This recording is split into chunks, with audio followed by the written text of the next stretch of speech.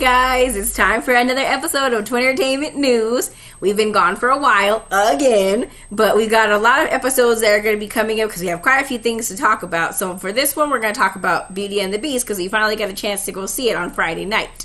Yes, after several starts and stops, we finally did make it into the theater to go see it. So we know we're a little bit behind, but, you know, life happens. Yep, all the time. So anyway, Beauty and the Beast, which most of you probably know by now, was starring Emma Watson as Belle and Dan Stevens as the Beast, which he was really, really good.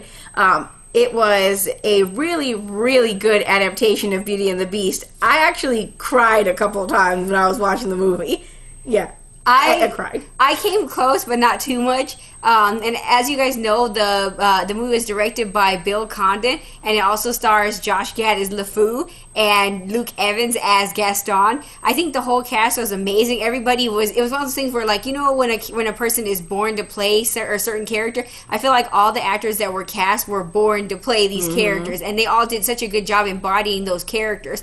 And I really enjoyed it because I also enjoyed how Bill Condon and the casting crew did the casting where they allowed there to be more of a mixed bag of actors. Like, it's one of those things where there's a lot of directors that will say, oh, I casted it this way or that way because that's just how I saw it. But there's still all these issues about having multicultural races in Hollywood pictures, and I feel like Bill Condon actually gets it. Because in the original version of Beauty and the Beast, you don't see anybody black, Asian, Hispanic, or anything like that. But in Bill Condon's version of it, there's color. Like, it's not, you know what I mean? Like, there's a good mix of people. There's people that you can identify with when you look at the movie. I mean, I know the main cast is not, but overall the casting is just you're like, great. I can live here too. So I just feel like it's kind of like one of those things where, like, there's not really an excuse that directors can make where they can say they couldn't cast different cultures as the extras inside of the movie. Yep.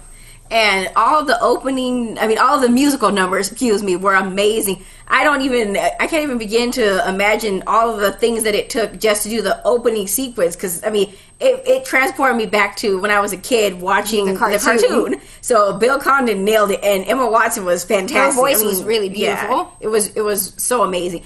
The entire cast did a wonderful job. There were a lot of really, really fun moments and cute moments, and then there were some, of course, sad moments. I like the way that they modernized it, but they still kept it with the same classic storyline. Yeah, they kept it true to the way that they did it with the Disney picture. And I do like that Emma Watson got the chance to be a little bit stronger and take it to another level where she was actually an inventor. Because when you think about it, why wouldn't Belle be an inventor when her dad was? So it made perfect sense.